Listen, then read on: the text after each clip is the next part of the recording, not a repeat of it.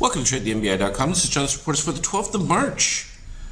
Well, you know, we had this 2735 that we were looking at before. We dipped down to it, and we talked about the next algo level was the 62, and then, of course, the ABM yellow, which if we put up what the ABM yellow was at 2780. We were in a situation where the shakeout had been completely fading down here in a deep decline in the shakeout. We had a dip below the red line that occurred here. The expectation is that with this steel coming from below the red and crossing, we were potentially looking at a bullish turnaround. We were just waiting for confirmation from both the orange dip and that, and it hadn't quite occurred, but it started pretty early in the day. As far as the run, from an intraday, we already knew because on Friday's action, we had already gotten the buy signals from both the, well, at least on the 5K from our ES, for the S&P, as well as the turnaround from a P2 pivot on the S&P 50K. So both of those, and then it just continued throughout the whole day. So there was just no change. And so it put it in a pretty strong turnaround configuration. Of course, that leaves that same 80 on a retrace, but we also have quite a few positive extremes when we look at the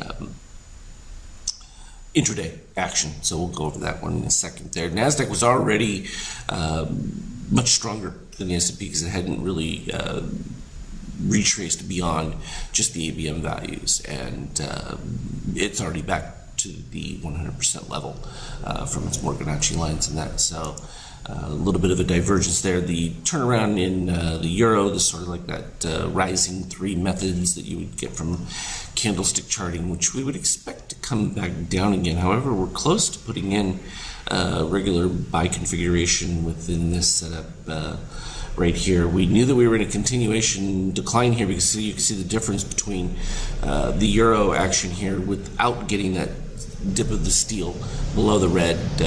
Usually doesn't give enough of a oomph to support things, whereas when we were looking at that daily up near the highs, this is the irony. You know, there's so many people who are terrified, wanting to be short everything, and then to have it go just the opposite direction.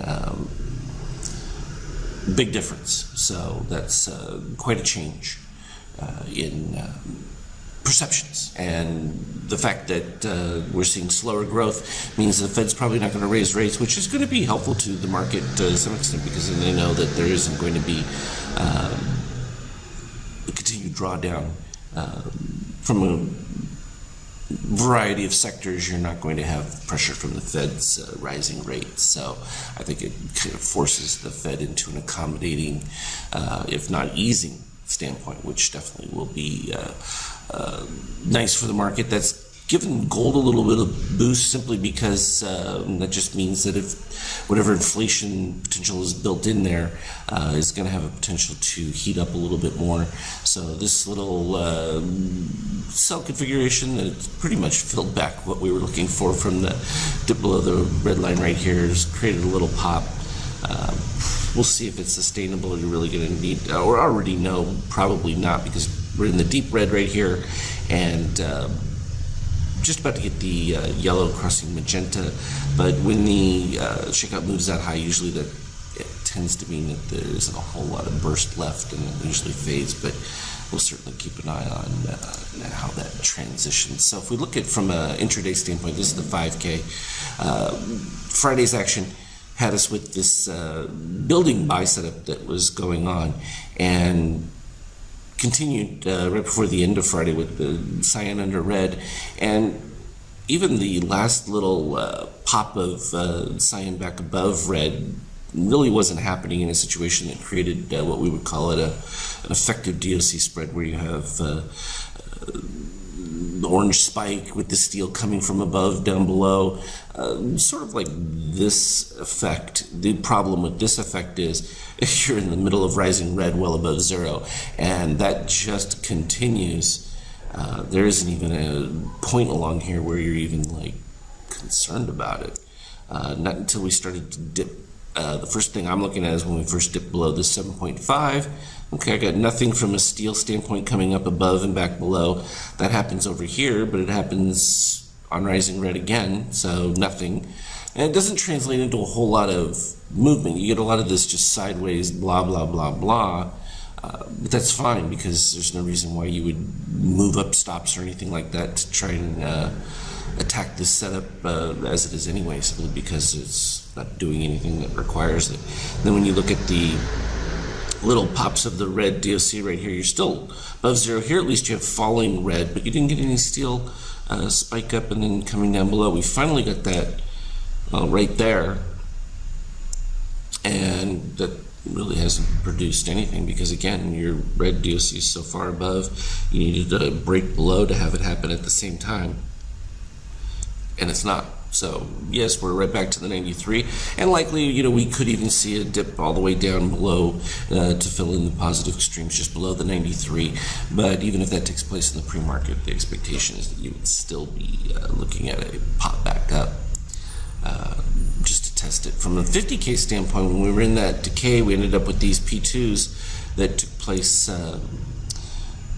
right back here, and that was on Friday, and this was the beginning of the early action, and we liked it because this is part of that configuration I was talking about, where you get the steel, not steel, the red shakeout, where it's dipped below the negative 13.5 here, and you get this yellow cross above magenta.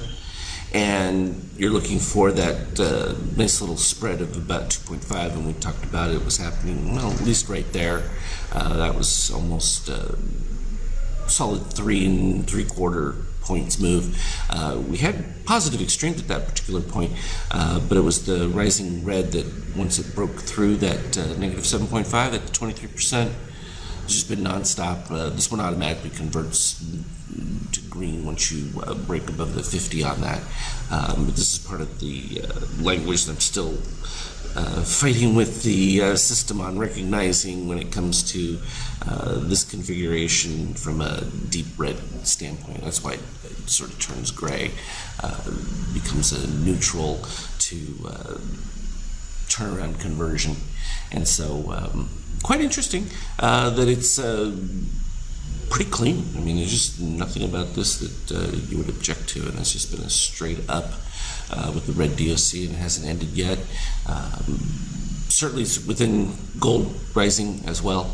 So it's kind of a subtle one, though. It really hasn't spiked dramatically, and we may even see a flattening into edging lower. So it's interesting. But you can see, looking at this from the broader perspective, this is all we've done is come back down and pretty much attempted to, well, we've just revisited this plateau right here, which was the last series of consolidations right around that 2800 range, and that provided resistance before, so we'll see if it's the same. And from a daily standpoint, it's right at that 92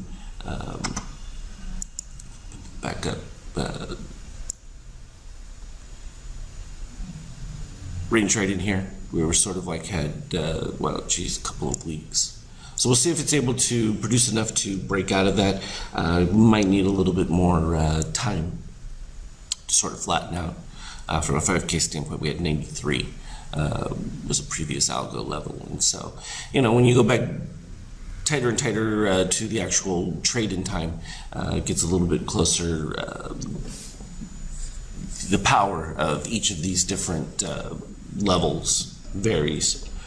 From your daily, obviously, the strongest, the 50K gives pretty good ones. And then the 5K, usually you have to wait for a significant sell signal. So the first thing I'm going to be looking at is, even when I get them from a 5K, I'm going to see if I'm getting any rollover of my 50K, which would indicate that I'm going to get a much more sizable type retrace. A couple of positive extremes within it right here, all the way down to the 75 range in that. So gives us lots of great targets, but in the interim, it's like you got to follow with what is, and that was pretty much nothing to do with that. That made it as easy as possible to see that you weren't really overbought when you're running with DOC cyan that far below red, and yes, you finally get into an extreme, but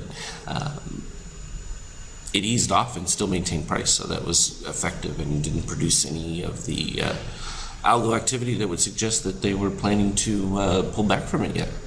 So that's the long and the short of it for now, and anything relevant like that keeps popping up, I will show it. All we talked about yesterday on my post was just a continuation of this, and nothing really changed from that. So there you have it. As always, though, trade well. I'll put up any relevant things on Skype chat.